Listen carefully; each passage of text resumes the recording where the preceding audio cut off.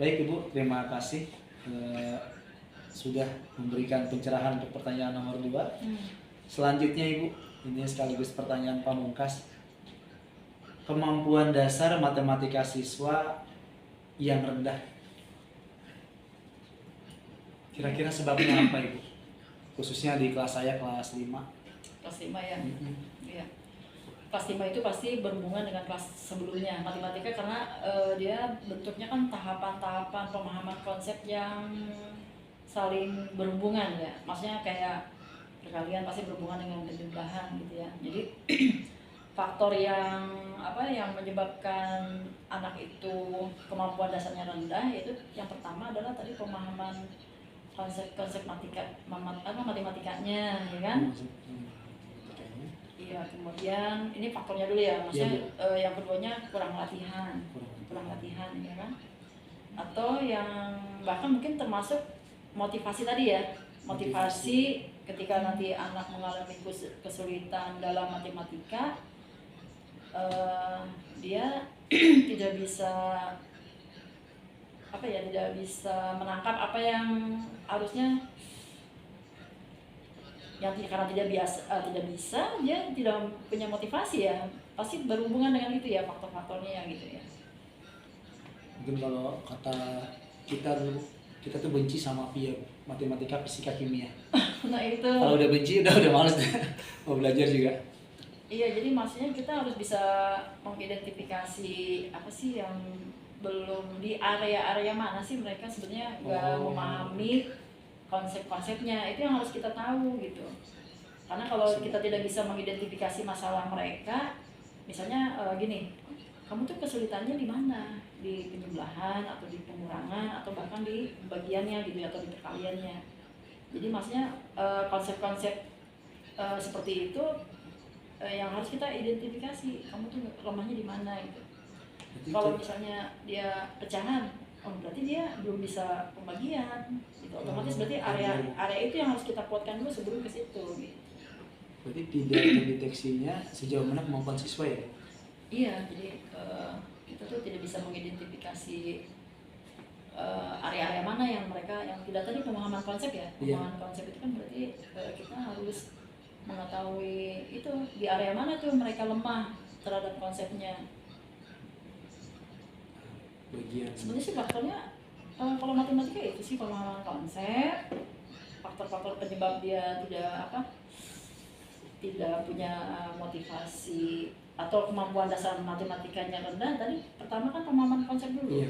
Dia paham tidak konsep perkalian, konsep penjumlahan atau konsep pengurangannya seperti apa, atau pembagian. Nah itu konsep-konsepnya mereka harus paham dulu. Nah ini biasanya guru itu kurang menguatkan di pemahaman konsep matematikanya gitu kan. Kalau misalnya dia udah nggak paham, itu jadi menyebabkan siswa itu nggak punya motivasi. Jadi ada korelasinya antara tadi dia tidak paham konsep-konsep dengan tadi dia punya motivasi untuk belajar. Semangat untuk belajar. Karena saya bisa nangkap begini, ketika kalau saya sih indikatornya begini, ketika saya memberikan konsep matematika, anak-anak diberikan soal latihan, terus anak-anak bisa, Bu lagi dong Bu, soalnya nantang gitu, anaknya menantang. Oh berarti ini anak sudah memahami konsep yang saya berikan matematika, sehingga anak, ayo Bu lagi soal cerita apa lagi Bu, ayo dikasih lagi gitu kan. Mereka punya motivasi. Tapi ketika kita memberikan soal terus mereka konsepnya tidak paham, terus kita kasih soal latihan, Bu ini gimana sih Bu, nggak ngerti gitu kan, itu berarti indikator bahwa siswa tersebut tidak memahami konsep yang kita sampaikan gitu. Nah jadi nanti kan ada solusinya gitu setelah itu ya. Itu paling faktor itu matematika rata-rata di situ. Sehingga nanti pemahaman konsep tadi kurang latihan, terus nanti menyebabkan tadi motivasi peserta didik itu tidak timbul ya, karena tadi tidak memahami apa yang dia pelajari, identifikasinya di bagian mana siswa itu. Iya. Nah, solusinya nih Bu dari keempat poin yang Ibu berikan supaya siswa meningkat lah Bu kemampuannya Iya.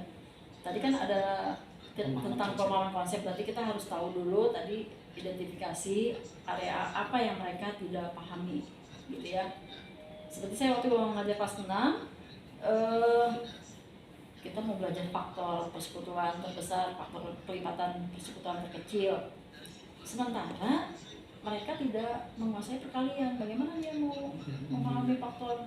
Saya ulang lagi tuh, Pak. Mau nggak mau saya mengajarkan konsep perkalian. Mundur. Nggak apa-apa, saya korbankan mungkin ya 2 minggu tuh untuk pemahaman konsep perkalian. Konsep perkalian mereka lemah, ya berarti saya harus mengulang sedikit konsep penjumlahan ya di situ, karena kan perkalian ada hubungannya dengan penjumlahan. Mundur lagi. Penjumlahan berulang kan?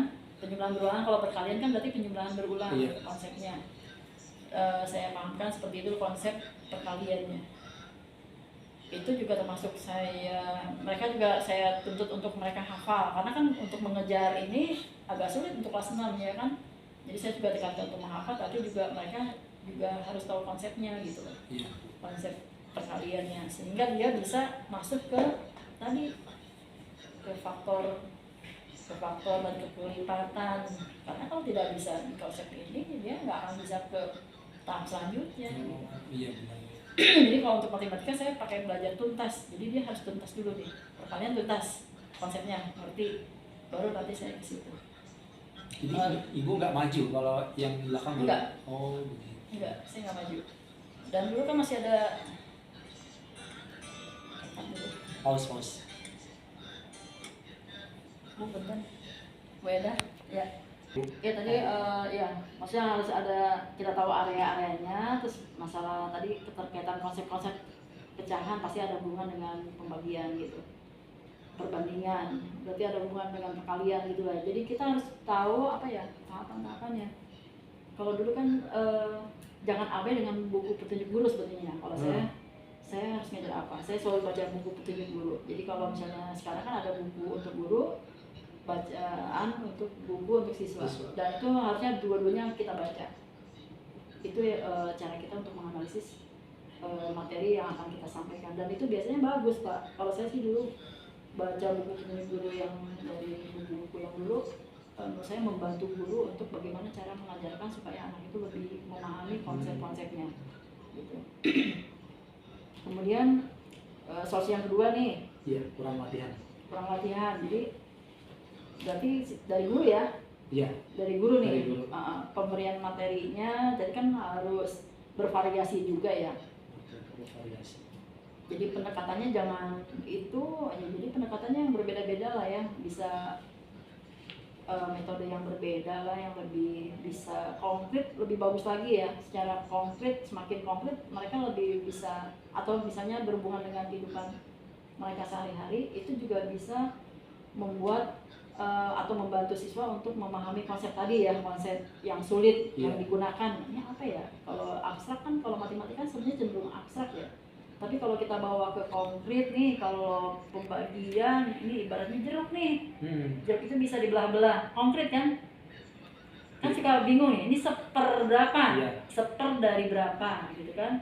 Pecahan-pecahannya. Tapi kalau kita bawa dengan bentuk visual atau konkret gitu ya, benda-benda konkret, akan lebih gampang cara dia memahami, oh begitu gitu. Jadi satu per berapanya itu bisa kita bantu dengan alat-alat visual ataupun lebih yang konkret ya. Atau misalnya pakai permainan-permainan yang edukatif lah, untuk matematika apa permainan. Kalau video gimana tuh? Kalau video misalnya masih kan bisa berhubungan juga ya, maksudnya kan bisa melalui permainan di video ataupun tadi juga bisa gitu. Kan itu kan bisa visual ya kalau video. Motivasinya kurang nih Bu. Iya. Jadi tidak bisa menangkap pelajar apa sih? Nah tadi kan ada hubungan latihan tadi ya, latihan. Tadi kan latihan juga menjadi kunci untuk meningkatkan kemampuan siswa. Iya kan? Tadi kalau misalnya tadi anak udah memahami konsep, kita perlu melatih dengan berbagai macam soal ya, yang sehingga mereka bisa menggali kemampuan atau meningkatkan kemampuan matematikanya. Jadi nanti latihannya ini harus nih, yang latihan matematikanya itu soalnya harus menurut saya harus terstruktur. Iya. bertahap. Jadi pemecahan masalah yang diberikan konstruktif ya Bu? Jadi maksudnya kan gini Dari ya. atas ke bawah. Nah iya, jadi yang sederhana, jadi yang rumit. Iya. Misalnya tadi ada, kalau misalnya kalau di kalimat matematika soal cerita yang biasanya anak-anak males gitu Iya. ya, itu kan berarti kita harus pemahaman konsep bahasanya yang mereka harus pahami gitu loh. Jadi ada hubungannya literasi juga Pak kalau Iya. matematika itu sebetulnya, jangan abai juga di literasi bahasanya kalau untuk matematika. Cuman soal cerita juga ini Bu ya, di soal cerita Bu ya. Iya, kita kalau kurang saya dulu paham. soal cerita ya, anak-anak tidak usah mengerjakan dulu. Jadi saya nih kasih coba cerita. Coba anak-anak suka nanya nggak, Pak ini diapain Pak? Iya, begitu mulu Bu. Tapi Banyak. Bapak jawab nggak? Ya saya cuma jawab, itu mah pengurangan, coba baca lagi. Nah. Saya gitu. Itu kan berarti anak tidak diberi tantangan. Maksudnya anak hanya pengen dengar gurunya, oh pengurangan, oh perkalian kata gurunya. Maka dia lakukan pengurangan atau perkalian. Harusnya, yuk saya tantang nih kalian. Ini soal cerita itu tentang apa? Mungkin saya masih pakai konsep apa ya sih yang ditanyakan? Oh, jadi Apa sih yang Anda kata nggak kalian langsung ketahui? menyelesaikan solusi dulu ya Bu? Jadi saya bilang, Ibu tidak akan jawab nih. Bu ini diapain? Ibu tidak akan jawab. Sekarang kita baca ceritanya. Memahami cerita dulu. Memahami ceritanya dulu. Nggak Tapi langsung mereka ngerjain soal. ngerjain soal. Iya. Sampai dia udah paham nih, paham bahwa itu soal itu tuh kalau misalnya tadi kita kasih kata kunci ya untuk soal cerita. Misalnya kata tanda kurang berarti misalnya diambil, dimakan, ya kan? Iya. Diberikan berarti itu pengurangan. Berarti ada Selisih. kata kuncinya, selisih gitu kan? Terus kalau misalnya perkalian apa, kalau penjumlahan apa, itu kita berikan clue kata kuncinya. Iya. Pemahaman bahasa berarti ya, pemahaman bahasa. Siap. Gitu.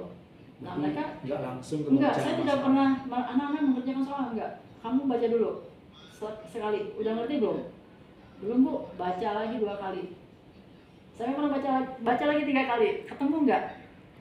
Coba kalau nggak ketemu kita bimbing. Nah sekarang kita lihat kalimatnya.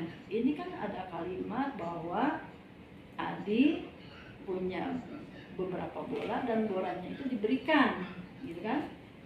Diberikan kepada temannya. Gitu kan. Berarti apa? Kira-kira saya tidak menjawab itu kalimat matematikanya apa gitu. Oh itu berarti dikurangi dong Bu. Good. Jangan langsung dikasih jawaban. Berarti kalimat matematikanya ini dikurangi ini. Iya. Kalimat matematika, berarti kan bicara kalimat matematika. Itu belajar bahasa Pak. Jadi saya belajar matematika tapi belajar memahami isi bacaan atau soal cerita yang diberikan gitu. Matematika mau udah masuk ke cerita nih sekarang. Iya, jadi maksudnya mengasah keterampilan si anaknya dulu. Memahami maksud dari soal dulu Bu Ya, ya. berarti kan dia harus terampil dulu dong. Ini soal ceritanya apa nih? Harus terampil dulu dia. Oh ini dikurangi. Itu berarti bisa terampil, anak itu bisa nebak. Maksudnya dengan cerita itu berarti cerita itu oh ini dibagi Bu. Oh ini setelah ditambah terus dibagi Bu, kan ada kalimat matematikanya seperti itu. Baru nanti kalian baru bisa ketemu kalimat matematikanya. Siap, saya praktekkan yang mampu langsung. Jadi saya selalu gini Pak Erwin. Jadi saya bukannya kaku sih ya, bukan idealis. Tapi anak-anak belajar gini, apa yang kalian ketahui tulis dulu. Jadi itu perasaan saya. Jadi kalau kalian menulis diketahui itu ada nilai 1. Apa yang ditanyakan gitu, apa yang diketahui. Tanya, jawab. Terus kemudian kalimat matematikanya itu juga ada nilainya kalimat matematika. Terus kalau kamu jawabnya betul, itu ada poin besar. Jadi misalnya ada yang diketahui tulis 1. Kalimat matematika betul 1. Kemudian nanti untuk jawaban yang betul berarti kalian dapat poin 2. Jadi walaupun nanti salah, dia punya poin tuh kalau nulis itu. Oh, berarti setiap yang dia kerjakan ada nilainya Bu ya? Ada nilainya, sehingga mereka tahu salahnya tuh di mana. Baik. Gitu. Terakhir nih Bu. Oke, tadi apa ya? Jadi tidak ada identifikasi di bagian mana tidak kemampuan siswa. Hampir itu dengan nomor 1 Dari sih. mana udah ya? Nah, Iya, tadi kan tentang itu udah. Nah ini Pak, biasanya gini, kita hubungan dengan motivasi ya. Motivasi tadi kan tadi motivasi ya. Tadi kan konsep udah, latihan jadi kunci faktor utama juga. Motivasi ya. Nah ini. Jadi ketika kita kan bisa lihat anak itu mengalami kesulitan atau tidak ketika dia belajar matematika. Nah, ini guru harus mendukung. Maksudnya mendukung bukan kamu jadi kamu sih nggak bisa, kamu sih nggak memperhatikan, kalian bodoh gitu kan. Jadi kadang-kadang suka ada judgement kepada anak-anak yang kurang negatif, sehingga tadi anak-anak tadinya mau nanya nggak jadi nanya, takut nanya, trauma, takut nanti gurunya memberi statement yang kurang baik atau negatif. Jadi harusnya ketika anak mengalami kesulitan itu kita harus serius nih menanggapinya. Apa sih yang kalian tidak mengerti? Kadang-kadang saya pelan-pelan banget mengajarkan matematika itu, dari urutannya dari sini ke sini. Udah ngerti belum dari sini ke sini? Udah Bu, dari sini ke sini. Nah itu kalau nggak ngerti diulang lagi sama saya tuh dari awal. Ini langkahnya dari sini ke sini. Apa saya bisa sabar ibu? Itu anak-anak tadi ada yang gini Pak. Saya sih buktikan dari Eptanas. Dulu kan Eptanas ya. Iya. Ada yang nilai 100 matematika. Padahal tadi anaknya ya Allah itu mah anak-anak yang gimana lah, yang nggak memperhatikan, cuek, bandel, tapi ya saya berhasil, alhamdulillah tuh ada sampai nilai 100 Eptanas. Yang kan itu bukan soal-soal kita ya. Saya pikir bukan ibu, tapi saya kayak nggak sabar ibu mengulang-ulang gitu. Jadi bisa gini Pak, misalnya 2 jam matematika itu saya bisa lebih gitu. Jadi saya bisa mengurangi mata pelajaran yang lain kalau misalnya kira dari maksudnya kalau emang harus itu. Dan saya nggak pernah ngasih soal tuh terlalu banyak. Yang penting anak paham nih. Paling nanti bisa jadi gini Pak. Saya memberikan soal itu setiap anak beda. Ada anak yang bisa menyelesaikan 3 soal cerita. Ada anak yang 1 soal pun ada yang nggak selesai. Atau misalnya dia bisa mengerjakan 2 soal cerita. Jadi saya beragam tuh anak-anak di kelas itu. Diferensiasi ya. Sebenarnya udah jatuh ke diferensiasi. Jadi ada anak yang mengerjakan 3 soal, ada yang bisa mengerjakan 2 soal, ada yang anak mengerjakan 1 soal. Karena kemampuannya beda-beda Bu ya. Beda-beda. Gitu. Jadi saya per soal selesai betul. Kalau salah suruh diperbaiki. Betul, kalau dia nggak benar-benar? Ya diulang aja. Jadi dia nggak wajib maju tuh di soal nomor 1. Nggak ngerti ya saya jelaskan juga ini kenapa gitu kan. Kalau misalnya kebanyakan anak mantok di nomor 1, itu berarti saya konsepnya belum bisa diterima oleh anak-anak. Maksudnya anak-anak belum mengerti konsep apa yang berarti ibu yang merubah konsepnya gitu. Ya, kalau banyak kan, yang nggak bisa. Kalau misalnya kan indikator kalau anak nomor 1 soal aja nggak bisa, berarti kan kita harus mengurangi pemahaman konsepnya harus kita kuatkan dulu gitu.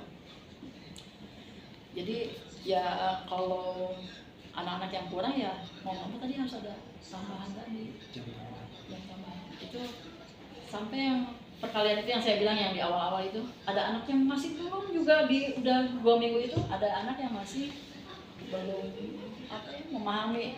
Jadi kita mau nggak mau ya udah perkalian 1 sampai 10 tuh Pak. Ada anak yang belum tuntas tuh sebulan juga. Jadi kalau yang belum tuntas mereka nggak boleh pulang, tuntaskan dulu. Setiap hari tuh? Setiap hari. Gitu. Baik, luar biasa Ibu Evi, pengawas kami di Kecamatan Cimanggis. Ini saya ketemu sebentar, Ibu banyak banget Ibu ilmu saya, bisa 1 buku nih Ibu. Baik Ibu, sekali lagi saya ucapkan terima kasih. Sama-sama. Atas waktu dan juga ilmu dan jawaban yang Ibu berikan. Mudah-mudahan ini bisa menjadi bahan dan sumber saya untuk menyelesaikan tugas PPG. Terakhir, doakan saya Bu, biar lulus. Semoga Allah memberikan kemudahan dan kesuksesan dan lulus di PPG-nya. Ya. Tadi kan kemampuan diri itu. Siap. Bukan kemampuan orang-orang, pokoknya kemampuan diri. Percaya diri. Sekali lagi terima kasih banyak Ibu. Terima kasih banyak, sama-sama. Assalamualaikum warahmatullahi wabarakatuh. Waalaikumsalam warahmatullahi wabarakatuh.